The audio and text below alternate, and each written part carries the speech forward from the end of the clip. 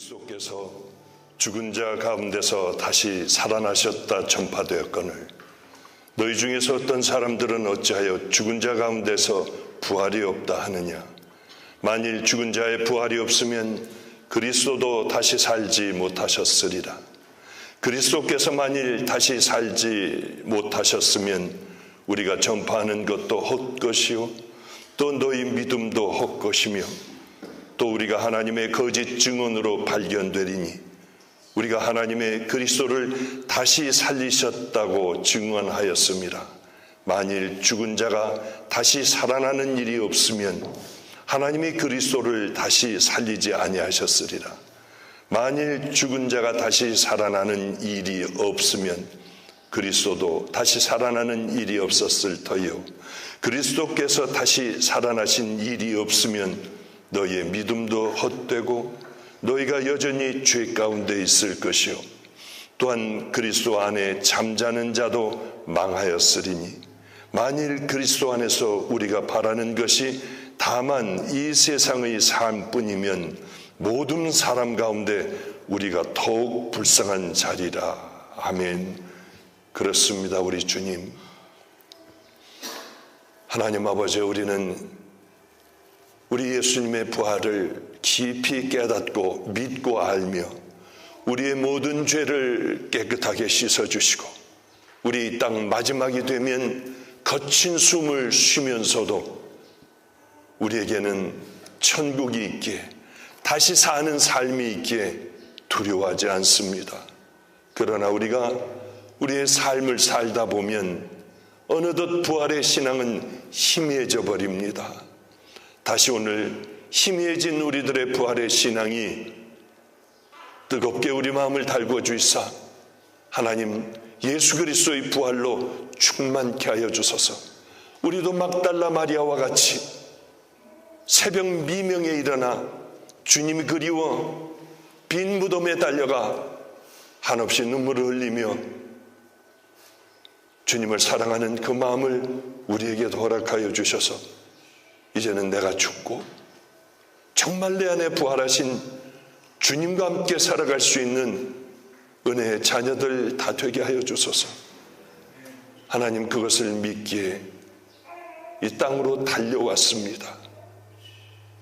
복음을 모르고 또한 배고파하며 고통 가운데 사는 하나님, 우리 케냐의 사랑을 전하러 그리스도의 부활을 전하러 이곳까지 온 믿음의 귀한 용사들을 축복하시고 하나님 늘 싸워 승리할 수 있는 우리들 꼭 되게 하여 주시며 우리들의 가장 작은 그저 아주 작은 이 일을 통하여 후일에는 하나님 하시고자 하시는 모든 이 일들이 다 세워지고 이루어지는 헛된 일이 되지 않도록 주여 꼭 역사하여 주시옵소서.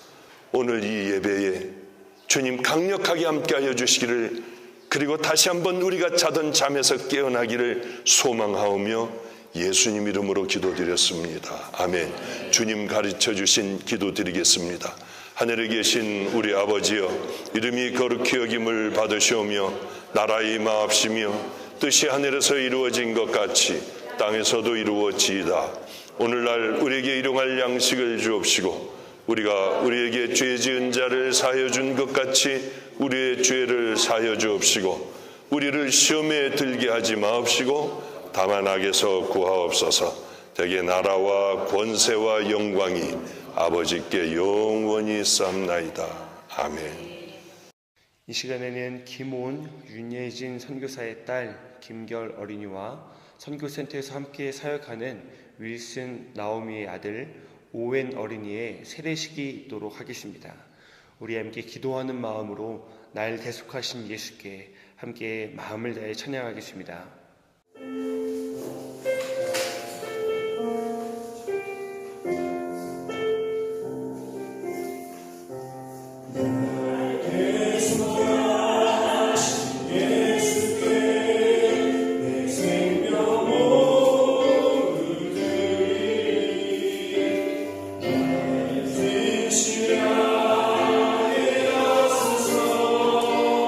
내 구주의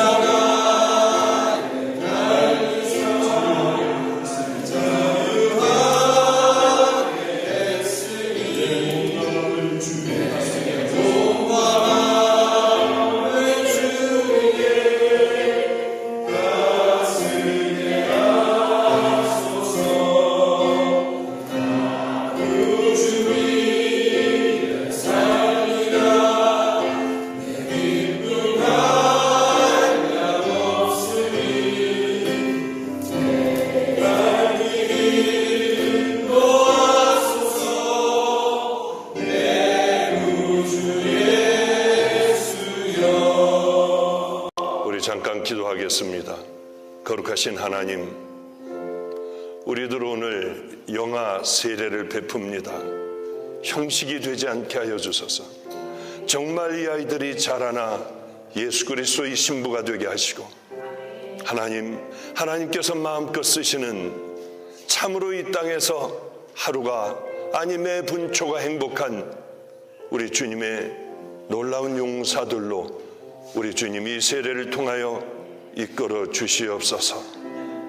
함께 해주시는 거룩한 세례식이 되기를 소망하오며 예수님 이름으로 축복하옵고 기도드렸습니다. 아멘.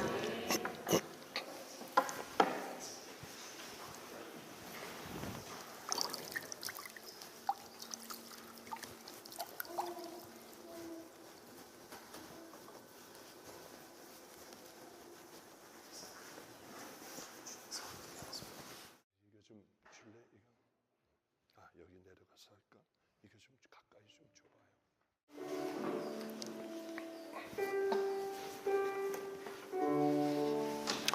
세례식을 거행하기 전에 부모들에게 묻도록 하겠습니다. 세례 문답을 하도록 하겠습니다. 이제 부모들에게 묻습니다. 여러분은 이 아이들이 하나님의 자녀이며 예수 그리스도께서 주인이 되심을 인정하십니까?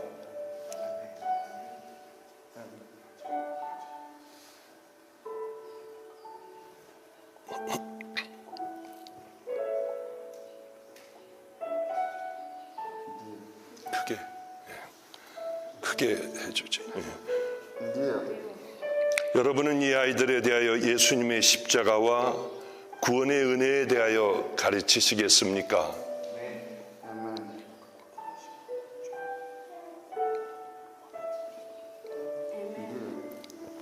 마지막 질문입니다. 여러분은 이 아이들이 하나님의 사람이 되도록 말씀과 기도로 양육하겠습니까?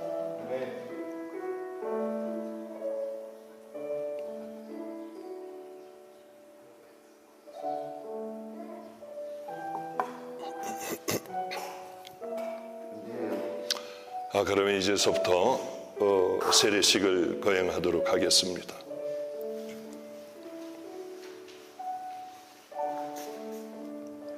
붙들어줘. 오웬 이쪽으로 와요. 이쪽으로 이렇게.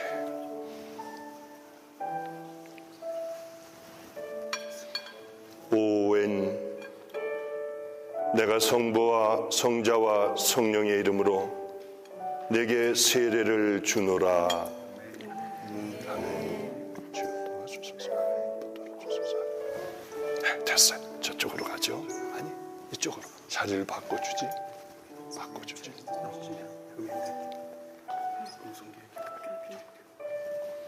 김결, 내가 성부와 성자와 성령의 이름으로 내게 세례를 주노라. 아멘. 우리 잠깐 기도하겠습니다. 거룩하신 하나님, 이 갓난 아이들에게 세례식을 거행했습니다. 형식이 되지 않게 하시고 정말 주님 이 시간에 하나님의 영이 이 아이들과 함께하여 살아가는 동안 건강케 하시고 우리 주님 절대로 잊지 않으며 더러운 세상의 죄들이 몰려올 때에 아버지여 정결한 예수 그리스도의 신부들로 십자가 앞에 늘 엎드려 있는 귀하고 아름다운 아이들 되게 하옵소서. 하나님 잘하며 하나님만을 사랑하게 하시고 지혜와 명철이 날이 갈면 갈수록 더해가게 해주시며 이 아이들 배우자는 하나님 정해놓으신 믿음의 용사들, 서로 생명을 주고받는 귀한 아버지여 이 땅에서의 삶들이 되게 하여 주시옵소서. 예수님 이름으로 축복하옵고 기도드렸습니다. 아멘. 차렷 경례. 예. 들어가시죠. 예.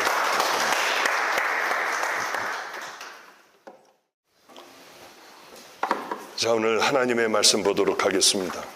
하나님의 말씀은 고린도전서 15장 1절부터 11절까지 보도록 하겠습니다.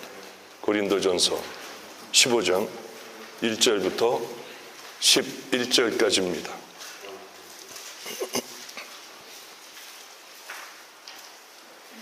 고린도전서 15장 1절부터 11절까지 제가 봉독하도록 하겠습니다. 형제들아, 내가 너에게 전한 복음을 너에게 알게 하노니 이는 너희가 받은 것이요 또 그 가운데 선 것이라. 너희가 만일 내가 전한 그 말을 굳게 지키고 헛되이 믿지 아니하였으면 그로 말미암아 구원을 받으리라. 내가 받은 것을 먼저 너에게 전하였노니 이는 성경대로 그리스도께서 우리의 죄를 위하여 죽으시고 장사 지낸 바 되셨다가 성경대로 사흘 만에 다시 살아나사 게바에게 보이시고 후에 12 제자에게와 그 후에 500여 형제에게 일시에 보이셨나니 그 중에 지금까지 대다수는 살아있고 어떤 사람은 잠들었으며 그 후에 야고보에게 보이셨으며 그 후에 모든 사도에게와 맨 나중에 만삭이 되지 못하여 난 자 같은 내게도 보이셨느니라. 나는 사도 중에 가장 작은 자라. 나는 하나님의 교회를 박해하였으므로 사도라 칭함받기를 감당하지 못할 자니라. 그러나 내가 나 된 것은 하나님의 은혜로 된 것이니 내게 주신 그의 은혜가 헛되지 아니하여 내가 모든 사도보다 더 많이 수고하였으나 내가 한 것이 아니요 오직 나와 함께 하신 하나님의 은혜로라. 그러므로 나나 그들이나 이같이 전파하며 너희도 이같이 믿었느니라. 아멘, 아멘.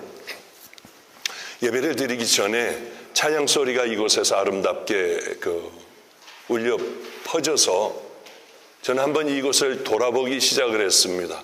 바나나도 아주 풍성하게 열렸고요.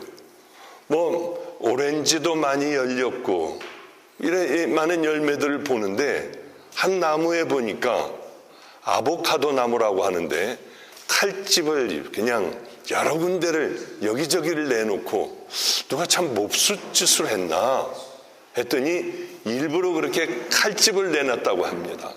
그렇게 상처를 내고 못으로 또한 박아버리고 하면은 얘가 이 고통 가운데 열매를 아주 튼실하게 맺기 때문에 그렇게 했다고 하더군요. 그래도 하여튼 고난 가운데 열리는 열매는 정말 진액들을 올려보내 달게 만드는구나. 우리 주님의 고난 관내 어쩌면 저렇게 다 칼집을 내놨을까 하는 마음을 가졌습니다. 그리고 또 이렇게 보니까 망고나무가 있는데 그 망고나무에 물을 많이 주면은 안 된대요. 아니, 물을 많이 먹어야지 얘네들이 열매를 튼실하게 맺을 것 아니냐 했더니 아니래요. 물을 많이 주면 얘네들은 깊이 땅으로 파고 들어가질 않고 옆으로만 퍼진답니다.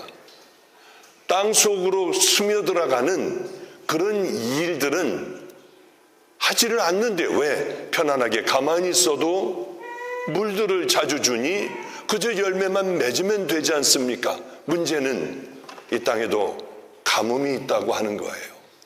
가뭄이 있을 때는 얘네들은 뿌리가 깊지 않기 때문에 옆으로만 퍼져가기 때문에 얘네들은 다 그만 죽어버리고 바람이 불면은 깊은 뿌리를 내리지 못했기 때문에 얘네들은 그저 뽑혀버리고 쓰러져 버린다고 하더군요. 그렇구나. 이거 굉장히 내게는 큰 상처를 가지고 이곳에 왔지만은 이게 위로가 되는구나. 그래, 많은 상처 가운데 나는 다시 일어날 거야. 다시 나는 기운을 차릴 거야.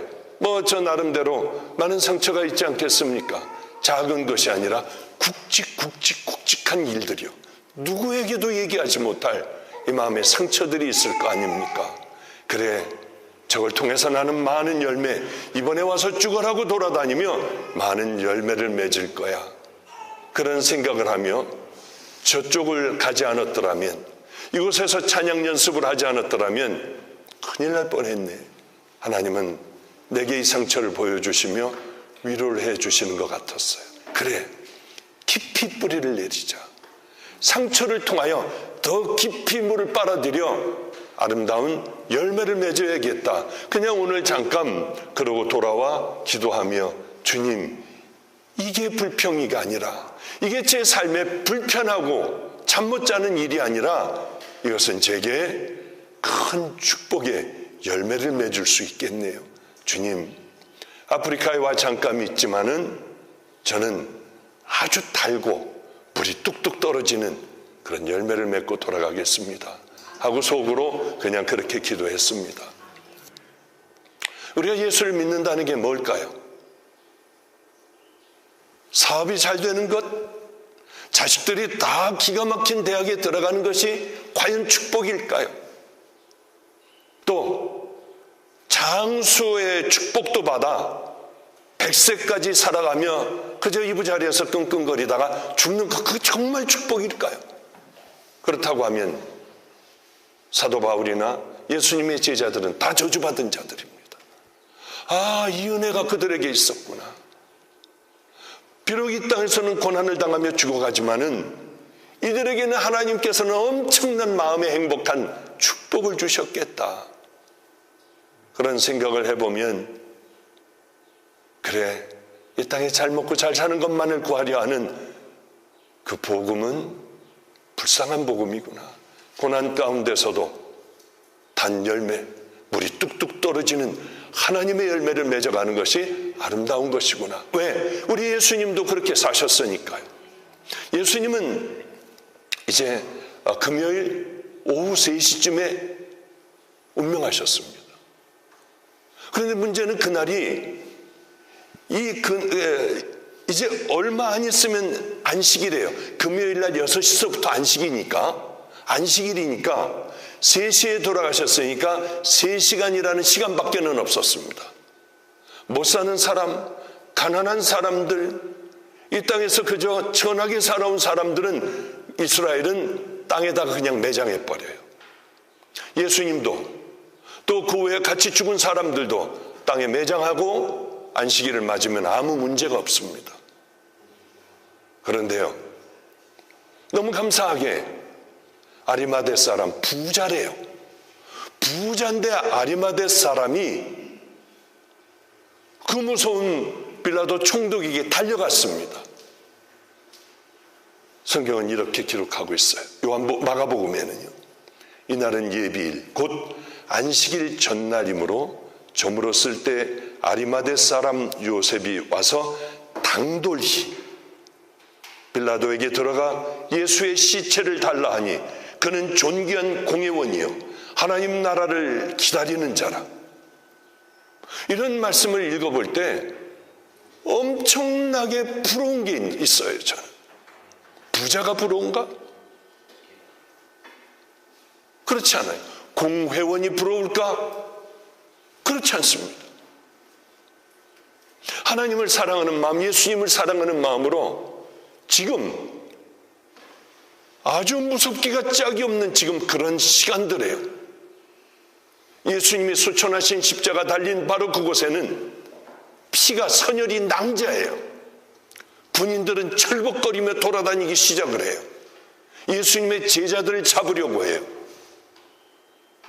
아직도 본디오 빌라도 총독은 아직도 큰 고난을 가지고 있습니다. 대제사장들도 시퍼렇게 눈을 뜨고 있고요.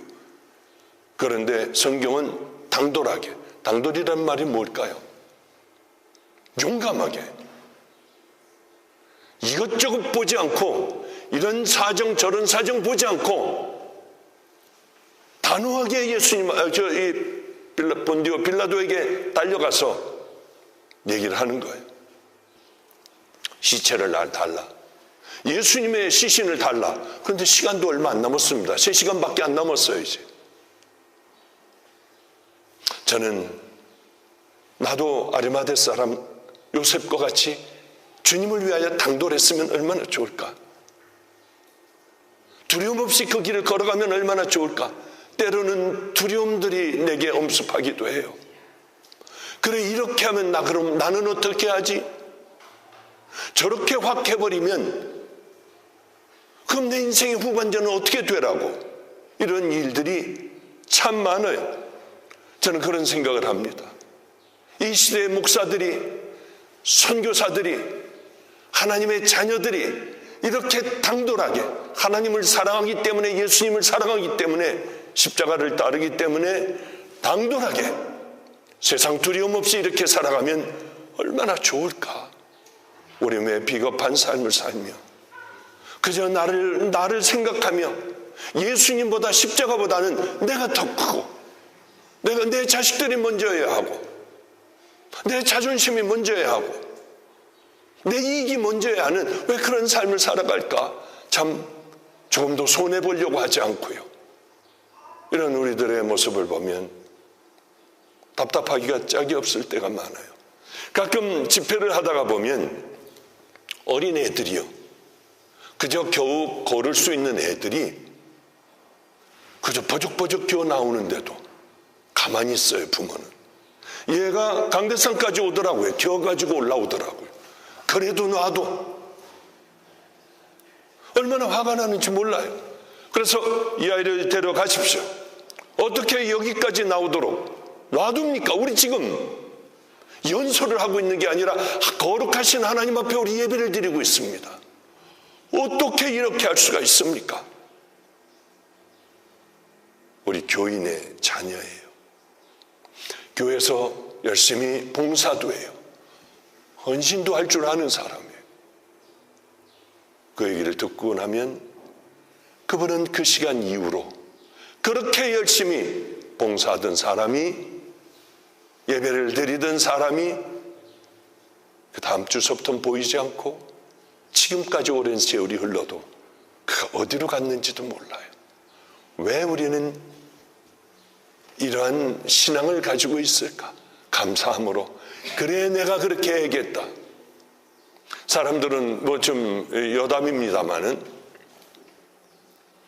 사람들은 저의 돌잔치에 저를 절대로 안 불러요. 늘 부목사를 부르더라고요. 마음에 시험도 들었는데 저를 안 불러요. 왜냐하면 어느 축하 자리에 갔습니다. 뭐 부모님도 와 있고 뭐 교인도 와 있고 하더라고요. 저는 진심으로 이 아이가 믿음의 용사가 되기를 원합니다. 건강하게 해주세요. 그리고 제가 끌어안고 그 다음 기도를 했어요. 이 아이 죽을 때는 고통스럽게 죽지 않고 잠자다 죽게 해주세요. 주님 품에 안기게 해주세요. 이게 이제 시험이 들었던 모양이에요. 우린 당장만 생각해서 안 되잖아요. 태어나기는 이렇게 아름답게 축복 가운데 이렇게 예배도 드리고 하지만은 이 아이 마지막에 죽을 때 천하고 험하게 죽으면 안 되잖아요. 우리 주님 잘 섬기다가 이 아이 잘 죽게 해달라, 잠자다가 죽게 해달라. 그럼 뭐가 잘못이에요? 저도 그랬으면 좋겠어요. 잠자다가 죽었으면 좋겠어요. 눈을 떠보면 주님 품이에요. 제가 그렇게 꿈꾸던 그 하늘나라예요. 그러면 얼마나 좋을까? 저는 그래, 아리마대 사람 요셉과 같이 우리의 믿음들이 그렇게 담대한 믿음, 주님만을 따르는 믿음이면 얼마나 좋을까? 아리마대 사람 요셉도 대단하지만은 그 다음에 니고데모가 왔어요. 향품, 왕에게나 해줄 수 있는, 마치 이 세상에 왕이 떠났을 때 해주듯이 귀하기 짝이 없는 많은 향품과 향료를 가져와 예수님 이제 시신에 다 바르고 두건도 씌우고 정성스럽게 예수님의 시신의 장사를 지냈습니다. 이 땅에 천하게 오셨고 천하게 소천하셨지만은, 그러나 그의 장례는 그 두 사람으로 인하여 왕의 장례같이 되었어요. 이것만도 하나님 앞에 얼마나 감사한지 몰라요. 그리고 한 20여 명이나 굴려야 굴릴 수 있는 그 큰 바위를 그 아귀에다가 쾅 하고 박았습니다. 입구에다가 쾅 하고 박았어요. 그 문이 닫히는 순간에 다들 생각했을 거예요. 저 문은 다시는 열리지 않을 거예요. 이제 저 안에서 뭐 살아난다 모았다 했는데 그거는 전혀 불가능할 거야.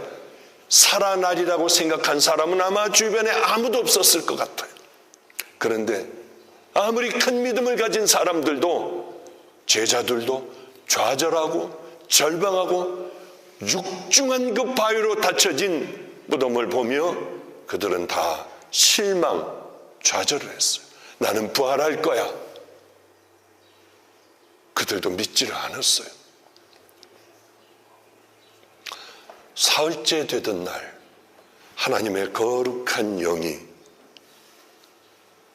이제 그 큰 동굴의 문이 열고 예수님에게 임하기 시작을 했어요.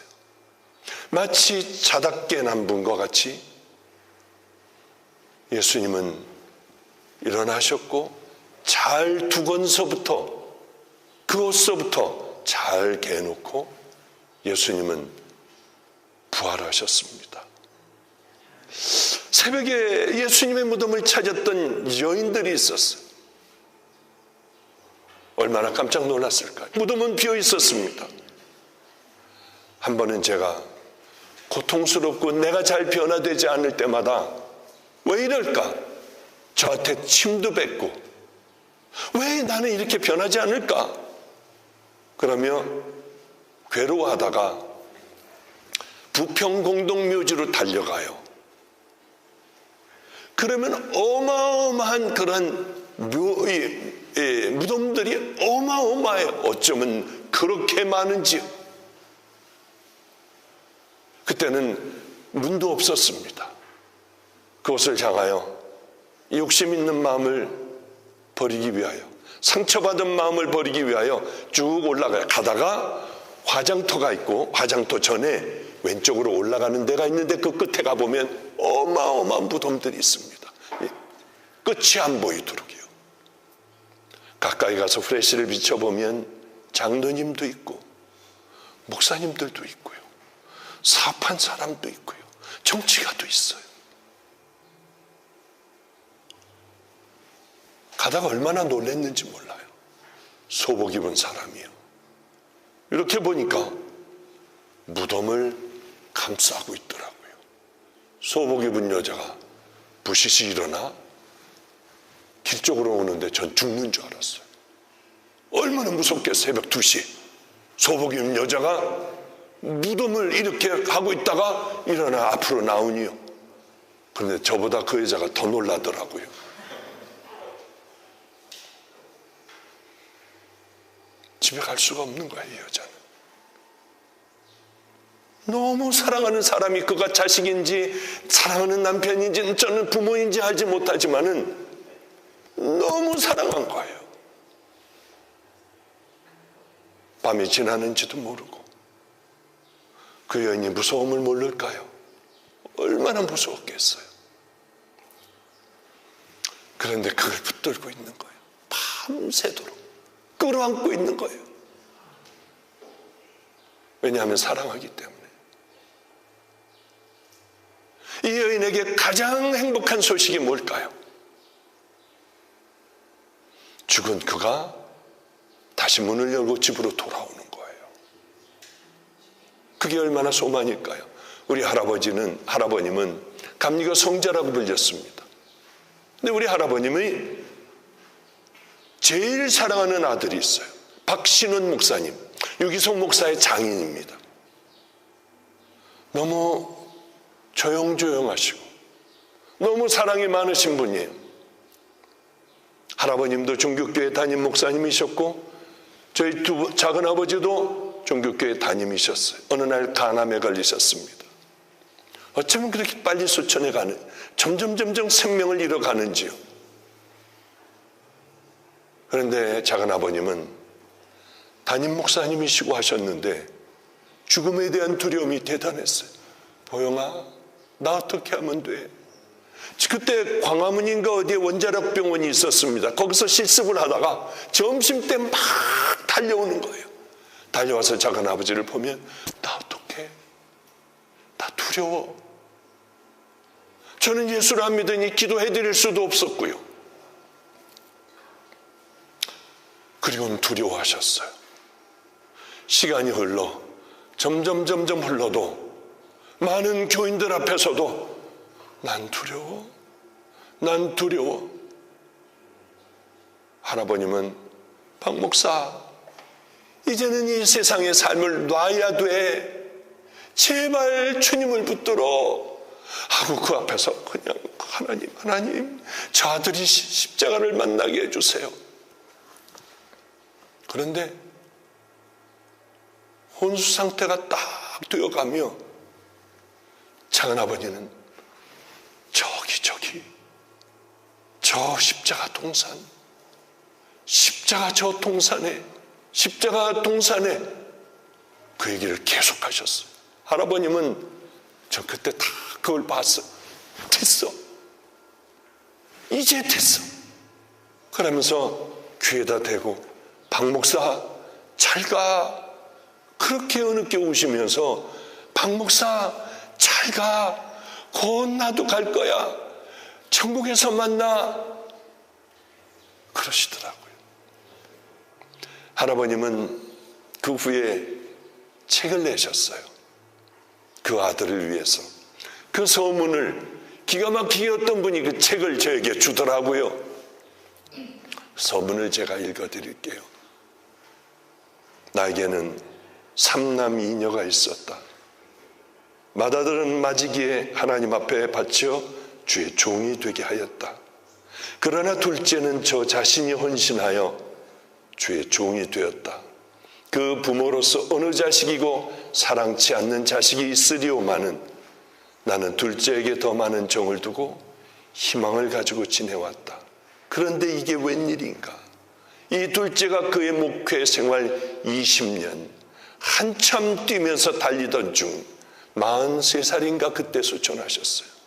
1978년 10월 28일에 뜻밖의 주님의 부르심을 입고 그 영광의 나라에 영접되었다. 육을 가지고 종을 두고 기대가 컸던 아비로서는 참으로 참담하기 이를 데 없었고 감당하기 어려운 슬픔이었고 내게는 진정 아픔이었다. 저가 최후를 가지는 뭐가 제가 잘못 썼던 것 같아요. 저가 최후의 마지막 순간까지 십자가 동산을 부르다가 갔다. 이제 그가 간 지도 2년이 다가오고 있다. 이제야 조금 정신을 차리고 이 설교집을 다시 한번 내본다. 부모의 애타는 이 심정. 할머니는 그때서부터 소천하시기 전까지 머리에 물을 안 들이셨어요. 깔끔하던 분이셨습니다. 절대로 김치하고 물 마른 밥 외에는 한 번도 다른 반찬에 손이 가신 적이 없어요. 자, 우리 할아버지 할머니 다 수천하셨어요. 이제는 행복하게 천국에서 함께 지내시겠지만은 이분들이 이 땅에 살 때의 소망이 뭘까요? 가장 기쁜 소식이 뭘까요? 그 아들이 살아오는 거예요. 아버님 다녀왔습니다. 늘 하듯이 큰절을 하고 앉아서 그저 또 이야기를 나누고 밥을 먹으면 우리 할머님은 다시 다른 반찬도 드시고요. 물 말지 않고 그리고 밥을 드실 거예요. 머리에는 다시 물들일 거고요. 이제 우리에게도 그런 기쁨이 예수님께서 십자가에 끝나셨다고 하면 우리 얼마나 이게 참 마음이 아파요. 그러나 예수님은 우리 작은아버지 돌아가시고 또 그 여인이 사랑하는 누구인지 이렇게 죽었지만은 죽음으로 끝나지 않고 우리 주님은 부활하셨어요. 여인네들이 열심히 예수님의 무덤으로 일찍이 새벽에 미명에 가봤습니다. 무덤이 비어있는 거예요. 깜짝 놀랐어요. 제자들에게 이 소식을 알렸습니다. 베드로하고 요한에게 얼른 이 소식을 알렸어요. 다들 뛰어와 봤지만은 빈 무덤뿐이었습니다. 예수님 시신을 쌌던 수위와 두 곳만이 가지런히 거기에 객혀져 있었을 뿐이에요. 그리고 예수님께서는 많은 사람들에게 부활하신 것을 이제 드러내시려고 많은 사람들에게 나타나셨어요. 3년 후에 사울이라고 하는 청년에게도 나타나셨고요. 사울아, 사울아, 너 왜 나 핍박을 해? 누구십니까? 네가 나를 핍박하잖아. 나는 내가 핍박하는 예수야. 제가 무엇을 어떻게 해야겠습니까? 그러면 그 인생은 완전히 변화되지 않았겠습니까? 저도 그 주님을 만나 깜짝 놀란 모든 것을 버리고 여기까지 왔어요. 39에 제가 하나님을 만나 이제 71가 되었어요. 예수님은 베드로에게, 야고보에게, 12 제자에게 500명, 한꺼번에 500명에도 나타나셨고요. 그런데 고린도 교회의 교인들, 이분들은 예수님을 본 적도 없어요. 그냥 우리같이 예수님은 우리를 위하여, 우리의 죄를 위하여 십자가에 달려 돌아가셨어. 아멘. 그분은 3일 만에 부활하셨어. 아멘. 우리와 똑같은 그런 믿음을 가진 사람이에요. 현장을 직접 보지 못한 그 사람들이나 우리나 동일합니다. 이 사람들은 예수님이 부활하셨다고 하는 그 얘기, 우리들의 죄를 다 가져가신다는 얘기를 듣고 이 사람들은 세례를 받고 교인들이 됐어요. 그런데 교인들 중에는 예수님의 부활인, 사람이 죽었다 어떻게 살아나? 그건 있을 수 없는 일이야. 술렁거리기 시작했어요. 고린도 교회는 두 패로 나눠지기 시작을 했어요. 이러자 부활하신 주님을 만난 25년 후에 만난 사도 바울은 너무 속이 상했습니다. 그래서 고린도전서 13장을 써 내려간 거죠. 이제 말씀을 좀 정리하고 마치도록 하겠습니다. 다들 도망가 있었어요. 피가 낭자한 현장에 두려워 제자들은 밥 먹는 것도 못 먹고요. 두려워 숨어 있었습니다. 그런데 한 여인이, 막달라 마리아라고 하는 여인이 예수님의 부활을 전하기 시작했습니다. 그럼 바로 잡아가야 할 텐데 아무도 거기에 대하여 입을 여는 사람들이 없었어요. 너무 이상했어요. 요한복음 20장에 보면 막달라 마리아라고 하는 천하게 살아온 여인이 이제 예수님에게 새벽 미명에 달려갔더니 예수님이 안 계셨어요. 너무 슬프게 울었습니다.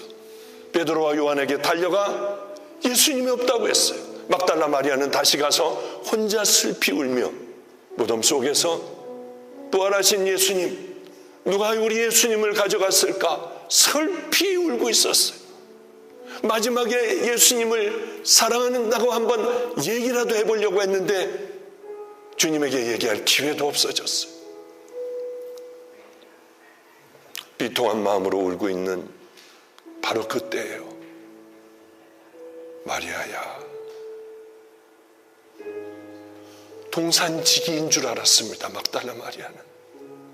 마리아야, 얼마나 좋았을까요? 세상이 다 내 것 같잖아요. 그러면 탐욕이고 음란이고 뭐 거짓이고 뭐 이런 모든 것들 한 번에 다 날아가는 거 아니에요? 부활하신 주님이 박 목사야, 다 버릴 수 있잖아요. 우린 그 주님을 다시 만나야 해요. 그래서 막달라 마리아 같이 우린 다시 일어나 부활의 주님을 전해야 해요. 내가 주를 보았노라. 바로 내가 주님을 만났노라. 주님은 의심하며 그럴 리가 없어. 말도 안 되는 일이야.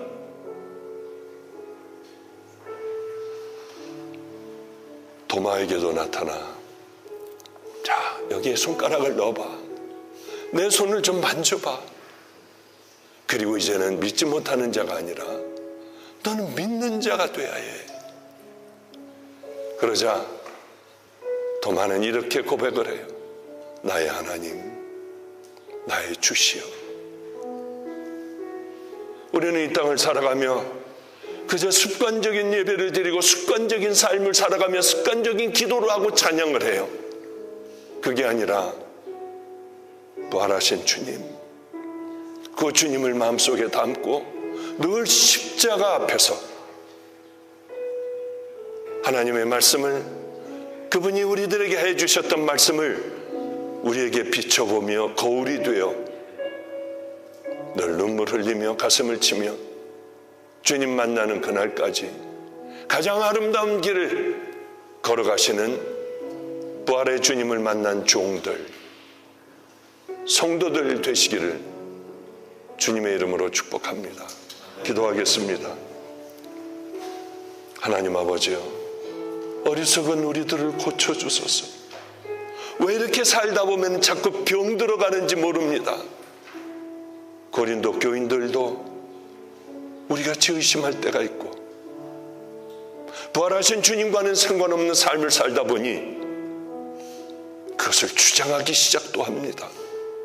하나님, 우리들도 자칫 점점 멀어지다 그들과 같이 되는 일 없게 하여 주시고, 늘 나를 돌아보며 주님 제 이름을 불러주소서.